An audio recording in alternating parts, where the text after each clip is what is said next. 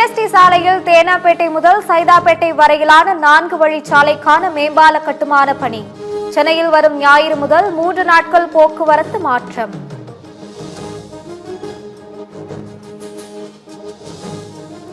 வக்ஃபு சட்ட திருத்தத்தை கண்டித்து வேலூர் அருகே நடைபெற்ற கண்டன ஆர்ப்பாட்டம். பேரணாம்பட்டு பகுதியில் நடந்த போராட்டத்தில் சுமார் 10,000க்கும் மேற்பட்டோர் பங்கேற்பு.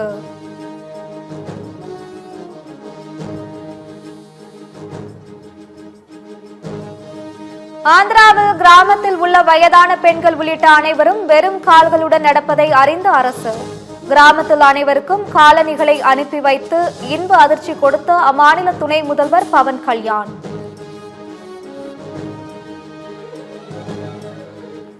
சர்வதேச விண்வெளி மையத்திற்கு மே மாதம் செல்கிறார் இந்திய விண்வெளி வீரர் சுபான்ஷு சுக்லா. விண்வெளித்துறையில் இந்தியா வரலாறு படைக்க இருப்பதாக மத்திய அமைச்சர் ஜிதேந்திர சிங் நம்பிக்கை.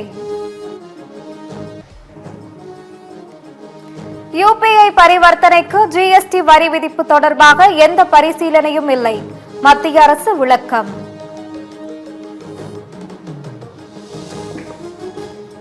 திண்டுக்கல் அருகே நாற்காலியால் தாக்குவதாக பேராசிரியர் மீது அரசு கலைக்கல்லூரி மாணவர்கள் புகார் அளித்த விவகாரம். பேராசிரியர் கௌதமனை சஸ்பெண்ட் செய்து கல்லூரி நிர்வாகம் உத்தரவு.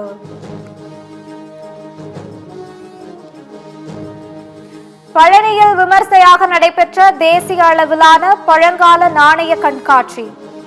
1 பைசா, 2 பைசா, 5 பைசா, 10 பைசா, 20 பைசா நாணயங்கள் முதல் 100 ரூபாய், 225 ரூபாய், 500 ரூபாய், 525 ரூபாய், 550 ரூபாய் மற்றும் 1000 ரூபாய் நாணயங்கள் காட்சிப்படுத்தல்.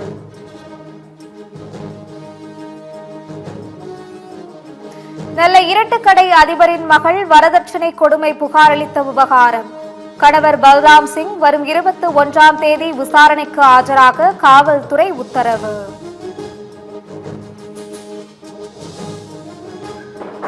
எவ்வளவு உயர் பதவியில் இருப்பவர்கள் என்றாலும் சட்டத்திற்கு மேலானவர்கள் அல்ல. உச்சநீதிமன்ற தீர்ப்பு குறித்து விமர்சித்த குடியரசு துணைத் தலைவருக்கு முதலமைச்சர் ஸ்டாலின் பதிலடி. சென்னையில் நாளை முதல் குளிர்சாதன புறநகர் ரயில் சேவை இயக்கம்.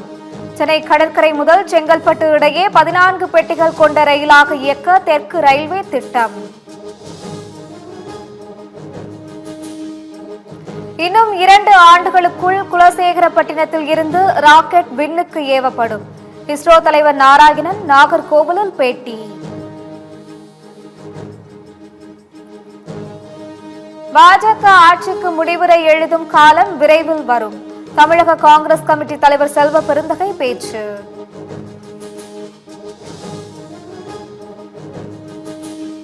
கூட்டணிக்கு அழைப்பது இயல்புதான், நாங்கள் தனித்துதான் போட்டியிடுவோம். நாம் தமிழர் கட்சி தலைமை ஒருங்கிணைப்பாளர் சீமான் திட்டவட்டம். சாம்சங் நிறுவனத்திற்கு 1 லட்சம் ரூபாய் அபராதம். 50,000 ரூபாய்க்கு வாங்கிய டிவி பழுதான நிலையில் டிவியை மாற்றித் தராத புகாரில் திருவாரூர் மாவட்ட நுகர்வோர் குறைதீர் ஆணையம் அதிரடி. சென்னை தியாகராய நகரில் சாலையில் நடந்து சென்ற இளம்பெண்ணின் கன்னத்தை கிள்ளி ஐ லவ் யூ செல்லம் என சொல்லிய போதை ஆசாமிக்கு பொதுமக்கள் தர்ம அடி. போதை நபரை கைது செய்து தேனாம்பேட்டை காவல்துறையினர் விசாரணை. கேரளாவில் இருந்து குமரி மாவட்டத்திற்கு சுற்றுலா வந்த 6 இளைஞர்களில் ஒருவர் சிற்றார் அணை நீரில் மூழ்கி உயிரிழப்பு. பல மணி நேர தேடுதல் வேட்டைக்கு பிறகு உடலை மீட்ட தீயணைப்புத் துறையினர். இலான் மஸ்குடன் தொலைபேசியில் உரையாடிய பிரதமர் மோடி. தொழில்நுட்பம் மற்றும் புதிய கண்டுபிடிப்புகளில் இரு நாட்டு ஒத்துழைப்பு குறித்து விவாதித்ததாக எக்ஸ் தளத்தில் பிரதமர் பதிவு. பாதுகாப்பு துறையில் 50,000 கோடி ரூபாய்க்கு ஏற்றுமதி செய்ய இலக்கு நிர்ணயிக்கப்பட்டுள்ளது. மத்திய பாதுகாப்புத்துறை அமைச்சர் ராஜ்நாத் சிங் அறிவிப்பு. குடியரசுத் தலைவருக்கு சொந்தமாக எந்த தனிப்பட்ட உரிமையும் இல்லை என்பதை அறியாமல் ஜக்தீப் தங்கர் பேசுகிறார். உச்சநீதிமன்ற தீர்ப்பு குறித்து விமர்சித்ததற்கு மூத்த வழக்கறிஞர் கபில் சிபல் விளாசல்.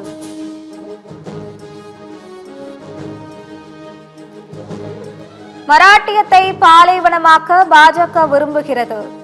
ஆதித்யா தாக்கரே குற்றச்சாட்டு.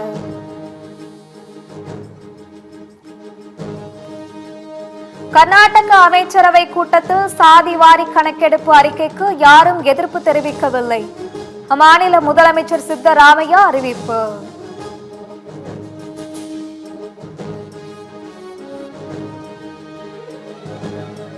சத்தீஸ்கர் மாநிலம் சுக்மாவில் பெண் நக்சல்கள் 9 பேர் உட்பட 22 பேர் காவல்துறையிடம் சரணடைந்த நக்சல்கள் சமூகத்திற்காக சிறப்பாக செயல்படுவார்கள் என்று நம்புவதாக சிஆர்பிஎஃப் டிஐஜி கருத்து.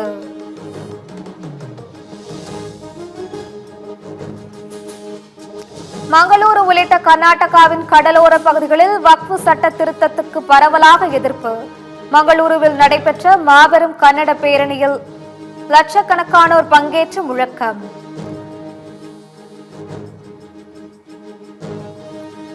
ரஷ்யா உக்ரைன் போர் நிறுத்தத்திற்கான அறிகுறி எதுவும் தென்படாவிட்டால் அமைதி முயற்சியை அமெரிக்கா கைவிடும்.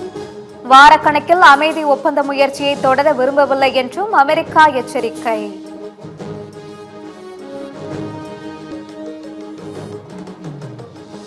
அமெரிக்காவுடனான அணு ஆயுத ஒப்பந்தத்தில் உதவும்படி ரஷ்யாவிடம் ஆதரவு கோரிய ஈரான் மத்தியஸ்தராகவும் உதவி செய்ய தயாராக உள்ளதாகவும் ரஷ்யா அறிவிப்பு.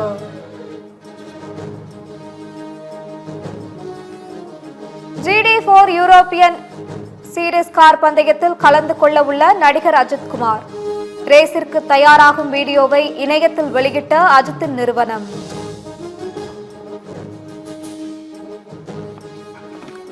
மழை காரணமாக பெங்களூரு பஞ்சாப் IPL லீக் போட்டி 14 ஓவர்களாக குறைப்பு. டாஸ் வென்ற பஞ்சாப் அணி பந்து வீச்சு தேர்வு.